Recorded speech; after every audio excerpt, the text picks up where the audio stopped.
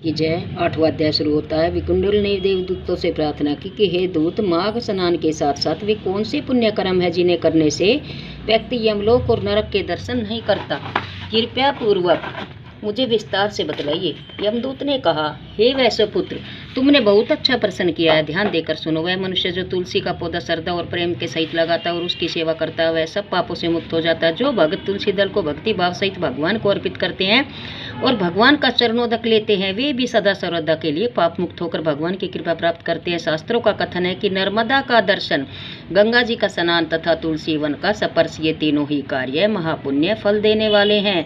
इसी प्रकार जो भगत जन भगवान शिव को प्रसन्न करने वाले ओम नमः शिवाय मंत्र का जप करते हैं और भगवान शिव का भक्ति पूर्वक ध्यान करते हैं, वे भी समस्त दुखों से छुटकारा पाकर यमपाश से मुक्त होकर इलोक तथा परलोक में सभी सुखों को भोगते हैं। देवदूत ने आगे कहा, हे मित्र विकुंडल, जो मनुष्य पेड़ पौधे और बाग बगीचे लगाते हैं तथा उनकी सेवा करते हैं और देवताओं, अतिथियों तथा पितरों का पूजन करते हैं, उन्हें ब्रह्मलोक की प्राप्ति होती है। हे वैश्वर, जो अतिथि मध्य काल में अपने घर आए, वह चाहे मूर्ख हो, पतित हो, अज्ञानी हो अथवा वेद पाठी, विद्वान या पंडित हो, उसकी हेयता और श्रेष्ठता का भेद त्याग कर उसे ब्रह्म समान ही समझना चाहिए।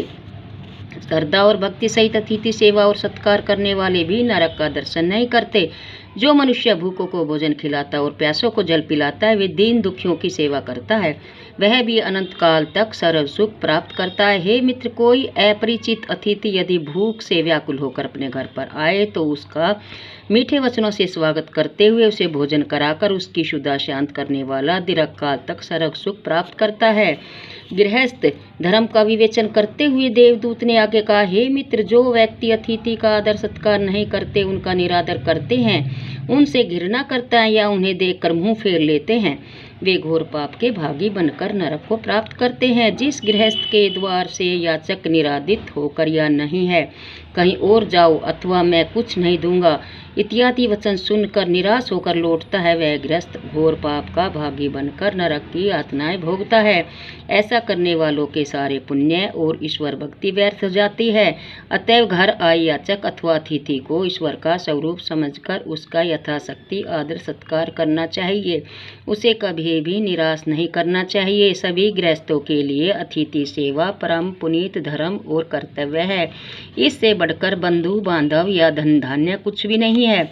वैश्य राज, मेरा यह सत्य वचन है कि केवल अतिथि सेवा के पुण्य प्रताप के बल से ही अनेकों राजा महाराजा, धर्मात्मा, ऋषि, महर्षि आदि चिरकाल से स्वर्ग में निवास कर रहे हैं और उनके पुण्य अब तक क्षीण नहीं हुए हैं। करण, दधीचि तथा बलि इत्यादि अतिथि धर्म के सर्वोत्तम पालन करता हुए हैं, उनके पुण्य अभी तक अक्षय बने हुए हैं और वह अनंत काल तक स्वर्ग का भोग करते रहेंगे। इति श्रीपद पुराणे माघ माहात्म्य 8वां अध्याय समाप्तम। अब 9वां अध्याय है। 9वां अध्याय शुरू होता है। विष्णु दूत ने आगे कहा, हे मित्र विकुंडल, अतिथि सेवा के समान भी अक्षय पुण्यदायक दूसरा कार्य है अन्न का दान। शास्त्रों में अन्नदान को प्राण दान के समान माना गया, इसलिए अन्नदान करने वाले दानी उत्तम देदी प्यान विमानों में बैठकर स्वर्ग को गमन करते हैं तथा स्वर्ग में अनंत काल तक निवास करने के बाद पुण्य दीव शरीर धारण कर पृथ्वी पर उत्तम कुल में जन्म लेते हैं।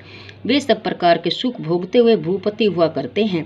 इतना ही नहीं, ऐसे मनुष्य रूपवान, धनवान, ऐश्वर्यवान तथा धर्मात्मा होकर संपूर्ण दुखों से मुक्त रहकर दीर्घायु तक पुत्र पौत्र आदि के साथ सुख भोगते हैं। देवदूत ने आगे कहा, हे मित्र, जब राजा केसरी ध्वज स्वर्ग का भोग पूरा कर पृथ्वी पर आने लगे तो धर्मराज ने उनसे कहा था कि हे राजन, पृथ्वी से लौटकर यदि पुण्य पूर्वक स्वर्ग में आना चाहते हैं तो पृथ्वी पर जाकर अन्नदान अवश्य करना। हे मित्र, ये वचन मैंने स्वयं धर्मराज के मुख से सुने हैं। जो मनुष्य ग्रीष्म ऋतु में जल का दान करते हैं तथा सभी ऋतुओं में अन्न का दान करते हैं, वे स्वर्ग में